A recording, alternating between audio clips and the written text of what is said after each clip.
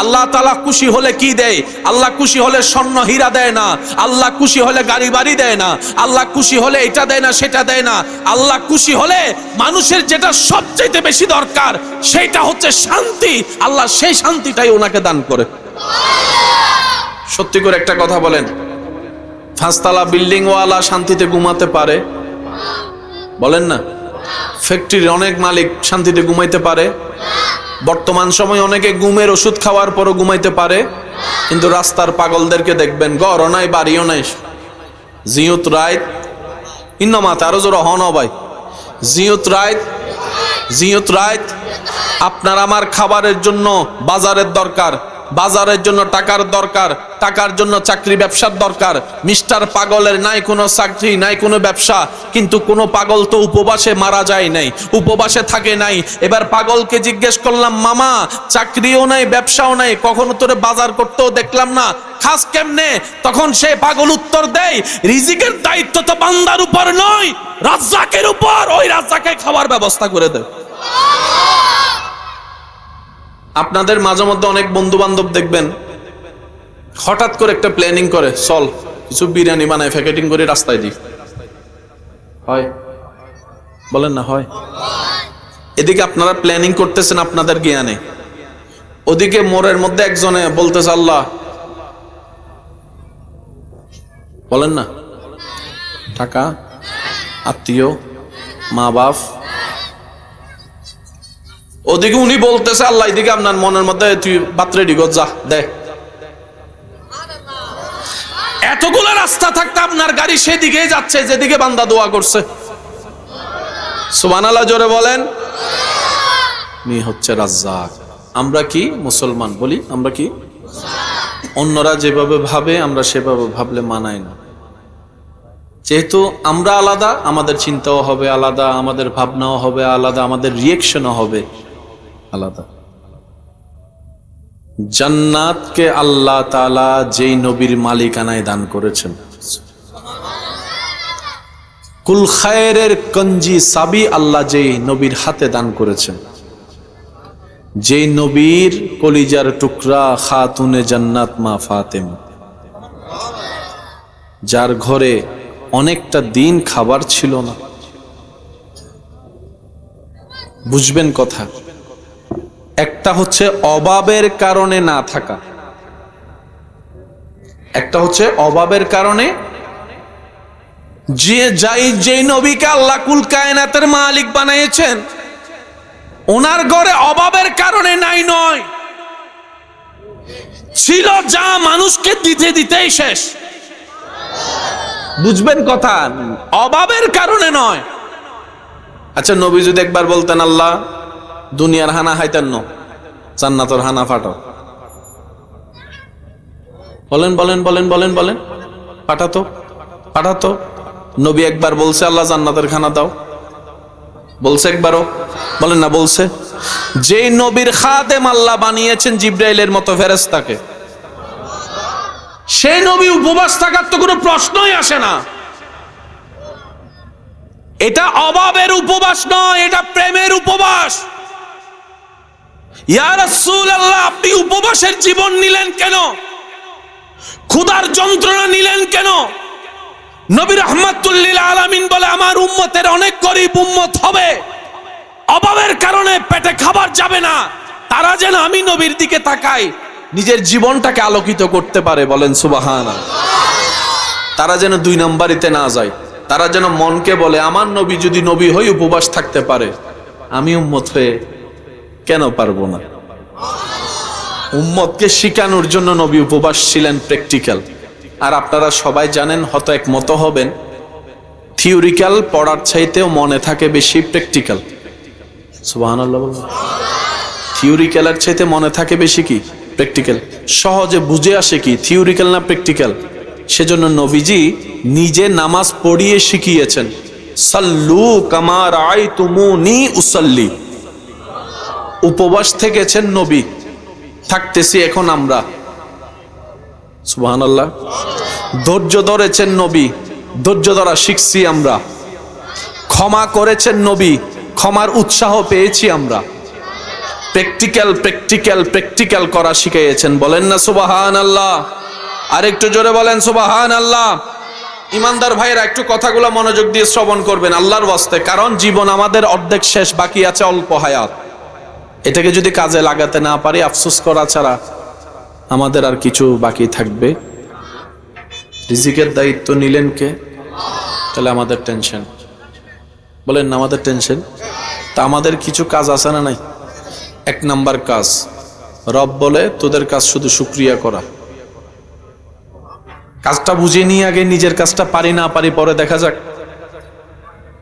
আল্লাহ পাক বলে তোর রিজিকের দায়িত্ব আমার, তোর সন্তানের রিজিকের দায়িত্ব আমার, তোর নাতির রিজিকের দায়িত্ব আমার, তুই না থাকলেও তোর বউ রিজিকের দায়িত্ব আমার, তুই না থাকলেও তোর মা বাবার রিজিকের দায়িত্ব আমার।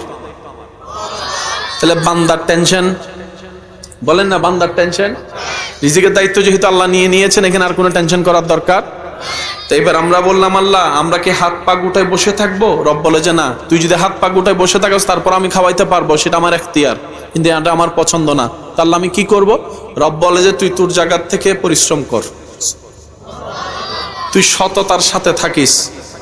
একটু মনে রাখবেন, তুই সর্বোচ্চ পরিশ্রম করবি, যা পাবি সেটার উপর খুশি মনে শুকরিয়া করবি, না পাইলে ধৈর্য ধরবি। তুই যদি 5টা কাজ করস, রিজিকের দায়িত্ব আমার।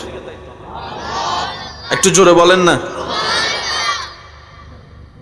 সুদে লাগলে আল্লাহ রিজিকের দায়িত্ব থেকে সরে যায়, মাথায় রাখবেন এটা। সরে যায় বলতে আল্লাহ পাক আর রহমত দিয়ে তাকে দেখে না, কারণ সুদ খাওয়া মানে রবের সাথে যুদ্ধ করা, একই কথা। সেজন্য দেখবেন, কষ্ট নিবেন মনে হয় আমার কথায়, কারণ এগুলো একটু বুঝার এবং বলার দরকার। সুদে লাগার আগে মাসে 300 টাকা আইন হনো ব্যাপার না, এরকম মনে হয়। লাগার পরে বোঝা যায় 300 টাকা আইন হতিয়া। যারা সুদ নিয়েছেন আমার কথাটা মিলান। সুদ নেওয়ার আগে আপনার মনে হবে মাসে এত, এগুলো কোনো ব্যাপারই না, দিয়ে এমনি এগুলো আমার ডেইলি তো ফকট খরচ আছে 1000-2000 টাকা। লাগার পরে দেখা যায় এদিকে টান হয়, এদিকে টান হয়, এটা মিলে না, ওইটা মিলে না। জামিলাটা লাগলো কোথায়? বরকত উঠে গেছে। বরকত, বরকত মানে কি এতটুকু বুঝবেন, 10 জনের জন্য খাবার, 10 জনের জন্য খাবার রেডি হয়েছে। 10 জনের খাবার 100 জনে খাইছে, তারপরে থেকে গেছে বরকত। খাবার কয় জনের খাইছে? কয় জনে? 100 জনে। তখন সবাই বলে কি হয়েছে? বরকত। ওই বরকতটা উঠে যায়। সুদের সাথে না লেগে আপনি যেভাবে জীবন হাজার কষ্টের ভিতরে কাটাতে পারবেন, কিন্তু আপনার ভিতরে একটা শান্তি লাগবে, অল্পতেও বরকত হবে। কিন্তু সুদের সাথে লাগলে দেখবেন এদিকে নাই, সেদিকে নাই, এদিকে নাই, শান্তি। সবচেয়ে বড় কথা অন্তরে এবং মাথায় শান্তি। তো অন্তরে মাথায় শান্তি না থাকলে সে টাকা দিয়ে লাভ কি? আমার কথা কি বুঝতে পেরেছেন? এবার আওয়াজ দিয়ে বলেন রিজিকের দায়িত্ব কার? আচ্ছা, এই কথাটা শেষ করি। কেউ যদি আমার আওয়াজ শুনছেন, আমার কোনো ভাই বোন না বুঝে কিংবা শয়তানের তালে পড়ে কিংবা মানুষের কান পড়াই সুদের সাথে লেগে থাকেন, আপনার কাজ মন থেকে তওবা করা। ওই জগৎ থেকে আপনার আল্লাহ আপনাকে মুক্তি করে এনে দিবে, কারণ আল্লাহ কখনো কাউকে ফিরাই দেয় না। সুবহানাল্লাহ বলবেন না? বান্দা ভুল করবে সেটা আল্লাহ আগে থেকেই, সেজন্য আল্লাহ তওবার রাস্তা রেখেছেন। তবে শর্ত হচ্ছে আপনাকে মন থেকে তওবা করতে হবে। আল্লাহ তাআলা বলে তোর সব দায়িত্ব আমার। আল্লাহ আমার দায়িত্ব কি? রব বলে যে শুকরিয়া করিস, ধৈর্য ধরিস, অকৃতজ্ঞ হইস না। একটু মিলাবেন কথাটা, ওয়ালা ইন কাফারতুম, অকৃতজ্ঞ হইস না, বেয়াদব হইস না। সুবহানাল্লাহ বলেন। বেয়াদব হইস না, অহংকারী হইস না, কারো কিছু পাইতে দেখলে হিংসা করিস না, কারো ক্ষতি করার জন্য উল্টা ফুলটা 2 নম্বরে কিছু করিস না। সব সময় আমি রবের দিকে তাকাই থাকবি। আমি দিলে ডবল খুশি, না দিলে 4 ডবল খুশি। তুই বান্দা যদি এই কাজগুলা করতে পারস, ওয়া মান ইয়াত্তাকিল্লাহ ইয়াজআল লাহু মাখরাজান ওয়া ইয়ারযুকহু মিন হাইসু লা ইয়াহতাসিব। এমন জায়গা থেকে আমি রিজিক দিব, তুই শুধু পাইতেই থাকবি আর অবাক হতেই থাকবি। আমাদের কাজটা কি? শুধু বুঝি আর না বুঝি। আজকের এই মজলিস থেকে এটা শিখে যাই, সেটা হলো জীবন চলার পথে যাই হোক নবীর প্রতি আদব, প্রেম, ভক্তি, শ্রদ্ধা রেখে আল্লাহর ব্যাপারে শুধু এতটুকু বলবো, জীবনের মধ্যে যাই আসুক বিপদ, যাই আসুক মুসিবত, যাই আসুক অভাব, আপনার আমার প্রথম দায়িত্ব হচ্ছে মুখ থেকে বের করা, টেনশনের দরকার নাই, আল্লাহ আছে, আল্লাহ বর্ষা। স্যার বলেন তো কি? আমি শুনি নাই, আল্লাহ বর্ষাটা একটু বলেন, আরো জোরে বলেন, আরো জোরে বলেন। কেউ যদি আপনাকে এসে বলে তোমার তো 5টা মেয়ে 3টা ছেলে, সম্পদও তেমন নাই, মাইয়া বিয়ে দিবা কেমনে, আপনি উত্তর কি দিবেন? আরো জোরে। পকেটে তো টাকা নাই, এই কাজটা তো করা লাগবে, কোন আত্মীয় স্বজন থেকে তো ধারও পাচ্ছ না, সুদে লেগে যাও, আপনি জানি উত্তরে কি বলবেন? হ্যাঁ, আরো জোরে বলেন, আরো জোরে বলেন, আরো জোরে বলেন। আপনার আমার দায়িত্ব শুধু এতটুক, অনলি এতটুক, আল্লাহ বর্ষা। কোন বান্দা যখন জমিন থেকে এই কথাটা দিল থেকে একবার বলে আল্লাহ বর্ষা, সাথে সাথেই ওই সিচুয়েশনের দায়িত্ব আল্লাহ নিজে নিয়ে নেয়। আজীবন এই কথা দিলে অন্তরে লালন করবেন। যার হৃদয়ে অন্তরে ভরসা রবের উপর, দিলে থাকবে নবী রহমাতুল্লিল আলামিনের প্রেম, ভক্তি, আদব, শ্রদ্ধা, সে দুনিয়াতে এবং আখেরাতে কখনো বেইজ্জত আল্লাহ তাকে করবে না, কখনো করবে না, কখনো করবে না। কুরআন বলে ওয়ালিল্লাহিল ইজ্জাতু ওয়ালিরাসূলিহি ওয়ালিল মুমিনিন। একটা মানবের জীবনে খাবার চাইতেও বড় সম্পদ হচ্ছে সম্মান, টাকা পয়সার চাইতে বড় ইজ্জত হচ্ছে সম্মান। আল্লাহ পাক বলে সম্মান আমার জন্য, সম্মান নবী রাসূলের জন্য, আর সম্মানকে আমি রেখেছি আমার প্রিয় মুমিন বান্দাদের জন্য। সুবহানাল্লাহ। সেজন্য জীবন চলার পথে তুফান যতই আসুক, বর্ষাটা থাকবে রবের উপর। আপনার কোনো করার ক্ষমতা নাই, কিন্তু আপনার রবের তো অনেক কিছুই করার ক্ষমতা আছে। সেজন্য মৌলা আলী শের খুদা আলী রাদিয়াল্লাহু তাআলা বলে, হে দুনিয়াবাসী, যার কাছে ক্ষমতা আছে তাকে যতটুক ভয় পাও, সম্মান করো, তার চাইতেও বেশি তাকে সম্মান করিও, ভয় পেও যার কোনো পাওয়ার নাই, সম্পদ নাই, টাকা নাই, গাড়ি নাই, বাড়ি নাই, নাই নাই কিছু নাই। জিজ্ঞেসকারী জিজ্ঞেস করে, ও হযরত মাওলা আলী শের খুদা আলী রাদিয়াল্লাহু তাআলা, আপনার এই কথার অর্থ তো বুঝলাম না। সম্পদশালীকে ভয় পাওয়ার কারণ তো সম্পদ আছে, পাওয়ারফুলকে ভয় পাওয়ার কারণ তো তার কাছে পাওয়ার আছে, ওর কাছে তো কিছুই নেই, অর্থের ভিখারি, ওকে ভয় পাবো তো পাবো কেন?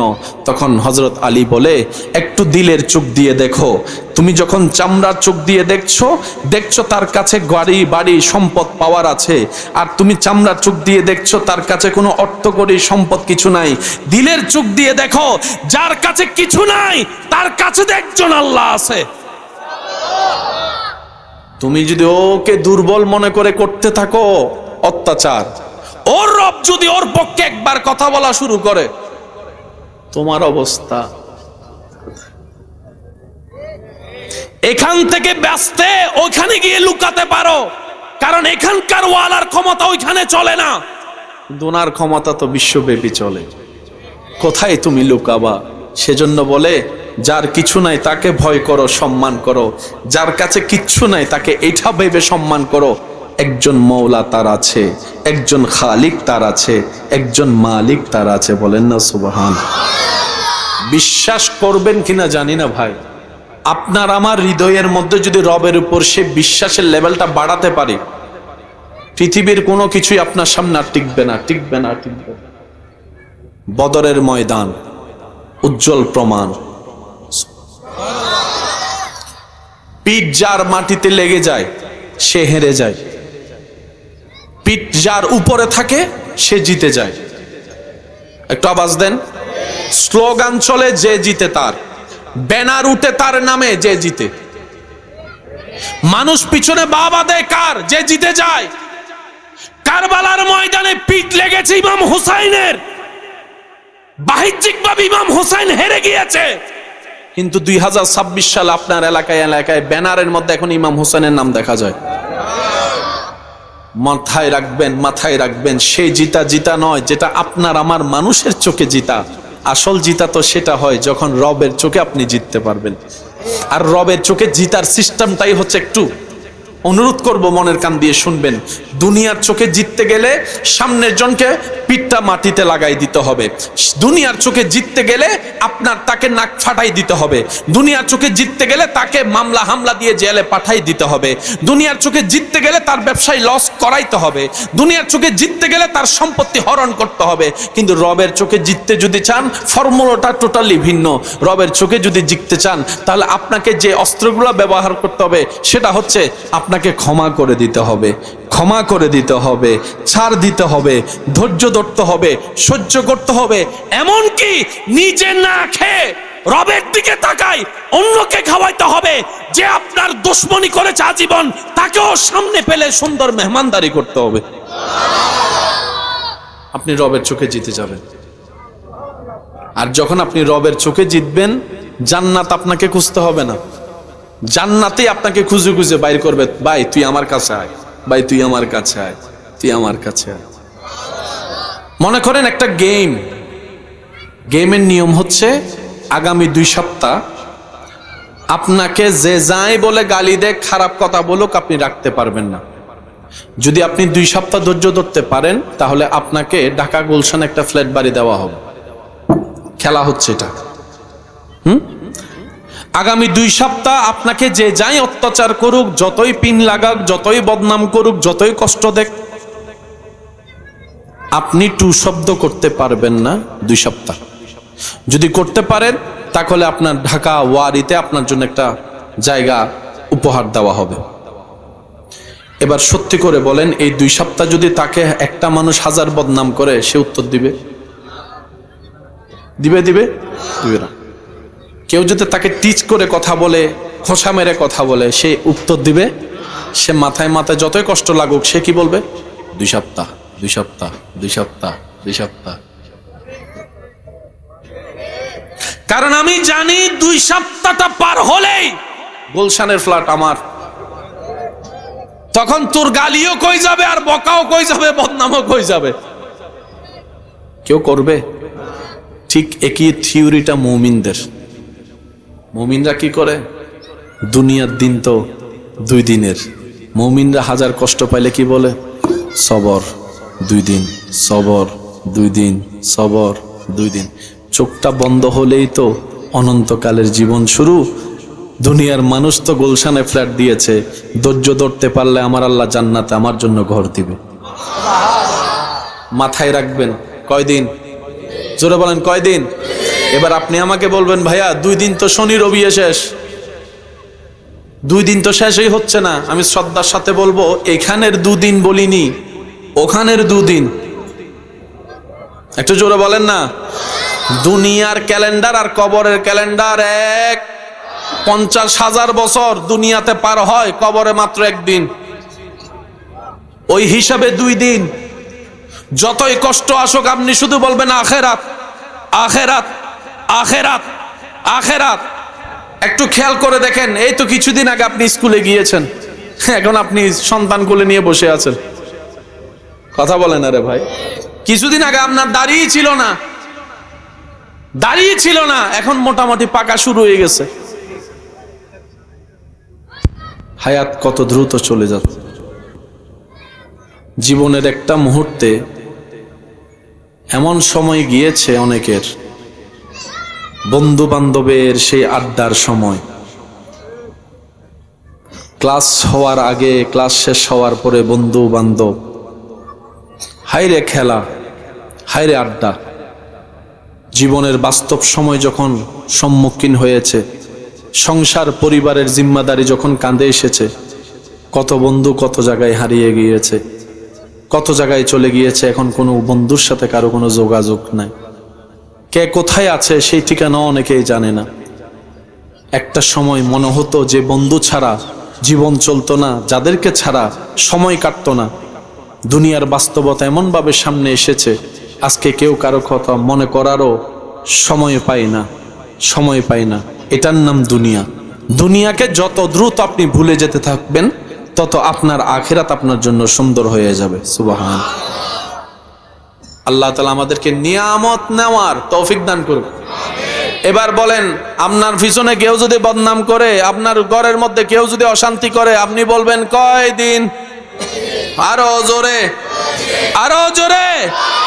এই 2 দিন করতে করতে যখন আপনার ভিতরে হাজার কষ্ট জমবে, আপনি যখন সিজদায় পড়ে অজর দ্বারাই কান্না শুরু করবেন, রব ফেরেশতাকে ডাক দিয়ে বলবে, আমার বান্দারে কে কাঁদালো? লিস্টে চলে যাবে তাদের নাম। আপনি কিছু করতে যায়েন না, আপনি করলে আর কদ্দুর করবেন, কিন্তু রব যখন করা শুরু করবে, অস্তিত্ব থাকবে না। মনে থাকবে ইনশাআল্লাহ। যখন রব জিজ্ঞেস করবে কে কাঁদালো, ফেরেশতা লিস্টি দিবে, আল্লাহ অমুক অমুক তোমার বান্দাকে কাঁদিয়েছে। আল্লাহ জিজ্ঞেস করবে আমার বান্দার রিয়েকশন কেমন ছিল, ফেরেশতা উত্তর দিবে, আল্লাহ তোমার বান্দা প্রতিশোধ নেয় নাই, ক্ষমা করে দিয়েছে। সুবহানাল্লাহ। আল্লাহ তোমার বান্দা গালির পরিবর্তে গালি দেয় নাই, মুস্কি হেসে ধৈর্য ধরেছে। রব বলে, জিন্নাল্লাহ মা সাবিরিন, আমি তার জন্যই বলেছি, আজকে থেকে আমি আল্লাহ তার সাথে আছি, তার সাথে আছি, তার সাথে আছি। যে দিন থেকে আপনার রব আপনার সাথী হবে, সেদিন থেকে আপনার জীবনের সবকিছু পাল্টায় যাবে। হযরত জুনায়েদ বাগদাদী রাহমাতুল্লাহ আলাইহি রাস্তা দিয়ে হেঁটে যাচ্ছেন, আশেপাশের কিছু মানুষ নোংরা কথা দিয়ে ওনাকে বারবার স্ল্যাং করছে, খোঁচা দিচ্ছে। ওনার যেগুলো ছাত্র শাগরিদরা ছিল, ওনারা মেজাজ গরম করে ওদেরকে আহত করতে যখন সামনের দিকে যায়, জুনায়েদ বাগদাদী রাহমাতুল্লাহ আলাইহি তাদেরকে আটকায় বলে, আমাকে বলে, তোমাদেরকে তো ওর বলে না, পচা কথা মন্দ কথা আমাকে বলছে, তোমাদেরকে তো বলছে না, তোমরা যাচ্ছ কেন? হুজুর আপনাকে বলা মানে গুলো তো আমাদের চাইতে আরো বেশি, আমি মাফ করে দিছি, থাকো, বাদ দাও, ছেড়ে দাও, তার কাজ তে করুক, আমার কাজ আমি করি। সুবহান। উনি নিচের দিকে তাকাই মুস্কি মুস্কি হাসতে লাগলেন। কিছু দূর যাওয়ার পরে উনি দোয়া করতে লাগলেন। সুবহানাল্লাহ। হাত দুইটা রবের দরবারে ভিক্ষার হাত তুলে কি জানি বললেন, দোয়া করলেন। শাগরিদরা মনে করলো হয়তো বদদোয়া করেছে, যেটা আমাদের ধারণা আর কি। পরে জিজ্ঞেস করলেন, হুজুর কিছু তো বললেনও না, মন্দ কথা শুনে নিচের দিকে তাকাই মুস্কিও হাসলেন, আবার হাত তুলে দোয়া করলেন, বুঝলাম না তো। কই শুনো, আমি রবের কাছে দোয়া করেছি তাদের কল্যাণের, আল্লাহ যেন তাদেরকে নিয়ামত দেয়, সে দোয়া করেছে। সুবহানাল্লাহ। আল্লাহ যেন তাদেরকে ক্ষমা করে দেয়, সেই জন্য দোয়া করেছি। আল্লাহকে বলেছি, আল্লাহ তারা আমাকে চিনে না, বুঝে না, তুমি রাগ করিও না, মাফ করে দাও। শাগরিদ জিজ্ঞেস করলেন, হুজুর যে আপনাকে এত মন্দ কথা বলল, কষ্ট দিল, তার কল্যাণের দোয়া করলেন? জুনায়েদ বাগদাদী রাহমাতুল্লাহ আলাইহি বলেন, সে আমার কিছু না, রক্তের বংশের কোনো সম্পর্ক নাই, কিন্তু সে তো আমার নবীর উম্মত। আমার নবীর সবচাইতে পছন্দের জিনিস হচ্ছে উম্মত। সারা জীবন কান্না করেছেন আমার নবী উম্মতের জন্য। আমার বদদুয়ায় যদি আমার নবীর উম্মত জাহান্নামে যায়, কাল হাসরের ময়দানে আমি কেমনে নবীকে চেহারা দেখাবো?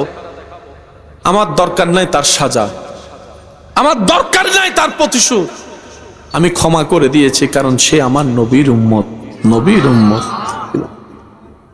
আর জানো কেন আমি নিচের দিকে তাকাই মুস্কি মুস্কি হাসতাম? কারণ তারা যখন এই কষ্টগুলো আমার কাছে পাঠাতো, আমার ভিতর যে ধৈর্য আছে এটা আমি বুঝতে পারতাম। সেজন্য নিচের দিকে তাকাই হেসে হেসে রবের দরবারে শুকরিয়া করতাম, আল্লাহ তুমি আমাকে প্রতিশোধ গ্রহণকারী বানাও নাই, ক্ষমাকারী বানিয়েছো। সুবহান। এবার আওয়াজ দিয়ে বলুন, হাজার ভুল দেখেও ক্ষমা করতে পারা, ক্ষমা করে দেওয়া। আওয়াজ দিয়ে বলুন, কার গুণ? আল্লাহর গুণ। আল্লাহ পাক বলে যে আমি যেরকম ক্ষমা করি তোরাও ক্ষমা করে দে। সুবহানাল্লাহ বলুন। মাইকের আওয়াজ যতটুকু যাচ্ছে, অনেক এমন পরিবার আছে ভাই ভাইয়ের চেহারা দেখে না, ভাই বোনের খবর নেয় না। হয়েছে আর কি কোন একটা কারণ, এই বা সেই। বাঁচবেন আর কয়দিন? কয়দিন আর কয়দিন? আপনারা যেভাবে আলাদা হচ্ছেন একটু খেয়াল করে দেখেন, আপনাদের পরবর্তী বংশধররা তো আলাদা হয়ে যাচ্ছে। জ্যাঠতো ভাইয়ের সাথে চাচতো ভাইয়ের মিল নাই, চাচতো ভাইয়ের সাথে জ্যাঠতো ভাইয়ের দেখা নাই। এইভাবে যদি পরিবার ভাঙতে থাকে, একসময় বিয়ের অনুষ্ঠানে মানুষ দেখানোর জন্য বাহির থেকে মানুষ ভাড়া করে আনতে হবে, আত্মীয় খুঁজে পাওয়া যাবে না। হ্যাঁ, সামনের জন খারাপ, আপনি তো ভালো, সে সম্পর্ক নষ্ট করুক, আপনি সম্পর্ক টিকায় রাখেন। সে তার খোদারে জবাব দিবে, আপনি আপনার জবাব দিবেন। আমি কি বুঝাতে পারছি কথা? আপনি বলবেন ভাই বলা সহজ করা কঠিন, আমি বলবো কঠিনটাই করতে হবে, কারণ রবের সামনে তো আমাকে দাঁড়াতে হবে। আমি কি বুঝাতে পারছি কথা? রবের সামনে দাঁড়ানো ছাড়া কোনো উপায়, কবরে যাওয়া ছাড়া কোনো রাস্তা, তো ওইটাই করতে হবে, মন না চাইলো, কঠিন হোক আর যাই হোক, যেটা আল্লাহ এবং রসুল পছন্দ করেন। আমরা কি চেষ্টা করতে পারবো ইনশাল্লাহ? আর একটু জোরে বলেন। অত্র এলাকায় সবচাইতে বেশি মামলা কি নিয়ে? ও মা তো ভাই গাত ফরত দে, তাহলে হন বসইতে লাগুননি অবা যে গাত ফরক আর যা ফরক খবর অন্য ফইলর হতা বুঝছো না বাজি, গাত ফরক আর জেন্ডা ফরক খবর অন্য ফইলক। হারান ইবে জিবে ফরিবি 2 মিনিট বাদে যাইব কই খবর খবর দা যাইতো নইবে তাই যাইব দে, ওইন জিবে একবার জ্বলিব বাড়িব দে। আরে 2-3 জনে মহব্বত করে দিলে আছে না নাই ভানলার, তাহলে যেন মহাব্বত আছেন আবদার করি হতা হইবের অনুরোধ সুযোগ একখান আবদার করি হতা হই বাবি চাইন, বালা লাগিলে গ্রহণ করছুন, নইলে বাদ দিন। এই মামলা হামলা করিয়ে লাভ অনেক লস হতে জোতার তলা হইতে নানা রকম, জোতার তলা, জমানটিয়া, রাইতুর গুম, হালাদারি, সাদা হনা হালাদারি জিন ব্যবসা চৌরির সময় দিবের হতা,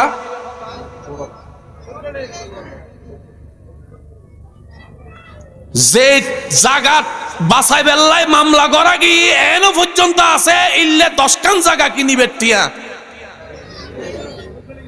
এবেলা হন অনে সালাক না গাদা, আরো জোর হন ভাই গাদা নইলে আমি গচ্ছু না ভাই। আচ্ছা লদ্য হনে অনর ভাই অনর সাসাইব অনর রক্ত না এবেলা আনে অনার একটা অঙ্ক বুঝাই, যদি ওনারা অনুমতি দেন, অনুমতি আছে না? আমি বাজি লাভে বিশ্বাসী, কারণ সিরিঙ্গে দে লাভে আর মাত্র 2 মিনিট সময় আছে, তারপর শেষ করে দিই, আর বিরক্ত করতে নাই যাই গই লাভে অলাভে। তো অনার জাগান যে হাইবে কি নিয়ে গজি না জুলুম গজি এটা লেন না আদালতত গিয়ে দে গিয়ে বালা হতে অনার অধিকার অনেক গিয়ে এই বোকামিন কিল্লে করলেন কেন হংস ভাই? বাংলাদেশের নাগরিক হিসেবে আদালত মামলা দিয়ে বালা হতা, তো বন্দা হিসেবে রবের দরবারের মামলা কেন দন্য আসিল না? ইয়ান তো নদী এ ফেসলা গিয়ে বুঝতে লাগবেন না। আচ্ছা কিছু সম্পর্ক হতা হয়ে অনারা কেন হইবেন? বাইনে যদি মোবাইল ভাঙ্গে গুনাগারে হনে দিব, বাইনে যদি মোবাইল ভাঙ্গে গুনাগারে হনে দিব, বাতি যাই যদি মোবাইল ভাঙ্গে হনে দিব, ফয় যদি মোবাইল ভাঙ্গে গুনাগারে হনে দিব, ভাঙ্গি একজনে গুনাগারে আর একজনে, বান্দায় যদি দখল করে ডামারিস হনে দিব, অনদিয়ে নলন আল্লাহ হতে মান জাআ বিল হাসানাতে ফালাহু আশরু আমসালিহা। আই আল্লাহর নামে যে এক দিব, আই ইতরে সর্বনিম্ন 10 গুণ বেশি দিব। অনেক মামলা দেন না দন অন হবেন তো দায় দিই তো এঙ্গুরি দাম বিচার দিই দিন না, আমি বিচার দিতাম ন হয় মামলা দিতাম হইতি, অনুমতি আছে না? আস্তে করে হই ফেলাই কেন? আচ্ছা ফাইলে তো না আর কিছু দিয়ে দিন। অনরুদ্ধি কেউ যদি জুলুম করে ইন বেগিন জাগার মালিক হন, কিন্তু দুনিয়াত কিছু মালিকান আছে না, ইবের অঙ্কন বুঝন মালিকল দিয়ে আল্লাহ আল্লাহ আর থাকতো দিয়ে দেয় 10 ইঞ্চি জায়গা, এই বড় ভাই তুই 3 ইঞ্চি ল, মেজো ভাই 3 ইঞ্চি ল, শুরু হওয়া 3 ইঞ্চি ল, 1 ইঞ্চির মা বাবার হবলে রায় দে ভাগ করে দিতে হনে হনা জাগার মালিক খন, আসল মালিক খন ভাগ্য জিতে হনে। এবার মেজো ভাই খেং গইলু বড় ভাই ঋণ তুই 1 ইঞ্চি মারি দি, ছোট ভাই ঋণ 1 ইঞ্চি মারি দি, তাহলে বড় ভাই হদ্দা হতো 2 হ না, ছোট ভাই হদ্দা 2, মাঝখান দিয়ে বেশি হাইরে না হয়। এবার অন যদি একবার হন, ও আল্লাহ তোমার বান্দা কেন করেছ, মামলা কি বুঝেন না পারি মামলার। আর ভাইয়ে কেন করেছ হইলে মামলা হইতো না, আল্লাহ তোমার বান্দা কেন করেছ ওয়ানে মামলা হয়ে যাব। হিসাব কি বুঝতেছি না, জন হইতো না আমরা তো হট যায়, অনত তো মসজিদে তো জম হইতো না। এই উত্তি হবেন তো আল্লাহ তোমার বান্দা কেন করেছ এন মুসদ দিব তো ভাই, আসামিও তো হয় ভাইতো না। তো অনার লস হয়ে ইঞ্চি, বড় ভাইয়ের লস হয়ে ইঞ্চি, ছোট ভাই লস হয়ে ইঞ্চি। আল্লাহ ইবেরে না ইবের পরিবারে না ইবের নাতিরে 10 গুণ 10 ইঞ্চি দিব কিয়া হাই দে বান্দা আমার ইজ্জত দে বান্দার খোদাই। অঙ্ক কি বুঝু দাইছি না, ইন্নমাতে আরো জোরে হ না, আর বদ্দাকলত তো কি অঙ্ক বুঝু দাইছি না। ইয়ার আর এন্ডে তো 2 টিয়া দিলে গাড়ি দেয় আছে না, এন্ডে তো সিস্টেমই বে এতালে মামলা কেন এন্ডে দি দিও নাকি বুঝতে পারলাম না। দুনিয়াতে না বাই বাই, খবর অথনো বাই বাই, হাসর অথনো বাই বাই, এত হবে তো আল্লাহ তোমার বান্দা কেন করছ, তোমার বান্দা তোই আল্লাহ হিসাবই এনলো বুঝে।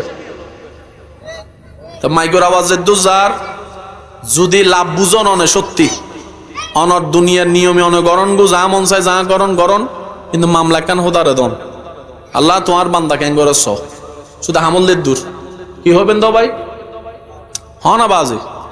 আল্লাহ তোমার বান্দা কি করের বাস ওই হামশেষ হন ফাইল হলেক দুনু সাইন হলেক দুনু। আর যদি মুখে আওয়াজ করতে ডর লাগে মনে হইলে হ ইবে উনে, আশা করে বুঝিল ইউন মুখেও যদি আওয়াজ করতে ডর লাগে। আর দুনিয়ার মানুষ চিল্লাইলে নুনে, আর রবি এত দয়াবান মানছে মনে হান দিলি উনি পেলাই আর টেনশন। যারা সত্যিকার মুসলমান নিজের হৃদয়ে লালন করবে ধারণ করবে মুসলমানিত্ব, বিশ্বাস করেন পাহাড়ের ভিতরে রাস্তা আল্লাহ তাদেরকে করে দেয়। পৃথিবীর কোথাও তাকে মাথা নত করতে হয় না, যার হৃদয়ে আদবে মুস্তাফা থাকবে, ইশকে মুস্তাফা থাকবে, আল্লাহর ভয় থাকবে, আল্লাহর তাওয়াক্কুল থাকবে। আল্লাহ তাআলা বলে বান্দা তোর জন্য আমি একাই যথেষ্ট। বান্দা যখন বলে হাসবুনাল্লাহ হাসবুনাল্লাহ হাসবুনাল্লাহ, রব বলে যে বান্দা তোর কথাকে আমি মিথ্যা হতে দিব না, ভুল হতে দিব না, তোর জন্য আমি আল্লাহ একাই যথেষ্ট হয়ে গেলাম। সুবহানাল্লাহ। আজকের মাহফিলে এসে শান্তি হয়েছে, তারা একবার বলেন মারহাবা, আরো জোরে বলেন। একটা অনুরোধ করে কথা বলি সবার উদ্দেশ্যে, বেশিরভাগ সময় একা চলার একা থাকার চেষ্টা করবেন, কারো উপর ভরসা ইন্ডিপেন্ডেন্ট হয়েন না, যেই কাজ নিজে করার চেষ্টা করবেন। কারণ আপনাকে আমাকে কোনো না কোনো দিন একদিন একা হতেই হবে। যদি অভ্যাস হয়ে যায় মানুষ ছাড়া থাকতে না পারার, সে মানুষ যদি কোনোদিন বেড়াইতে যায় মারা যায়, আপনার রাত্রে আর ঘুম আসবে না। একটু জোরে বলেন না। আপনার অভ্যাস যদি এমন হয়, আপনি একা ভাত খেতে পারেন না, কাউকে না কাউকে লাগে, তাহলে জীবনে এমন সিচুয়েশন আসবে যে আপনার পাশে মানুষও থাকবে না, আপনাকে একা ভাত খাইতে হবে, সেদিন আপনার কণ্ঠনালী দিয়ে ভাত নামবে না। দুনিয়াতে বাঁচতে গেলে সর্ব বিষয়ে প্র্যাকটিস থাকা উত্তম। একটু জোরে বলেন না। এমন কোন বিষয় আপনার জীবনে রাখবেন না যেটা আপনার না থাকলে না পেলে আপনাকে ভেঙে দিবে, মন খারাপ করে দিবে। ভরসাটা থাকবে রবের উপর। একা চলতে থাকেন, আসছি একা, যাবো একা, একাই আমাদের জীবন। আর কোনো বান্দা যদি আপনাকে জিজ্ঞেস করে তুই একা চলিস কেন, আপনি উত্তরে দিবেন আমি একা চলি না, আমার রবের রহমতের ছায়া নিয়ে চলি। সুবহান।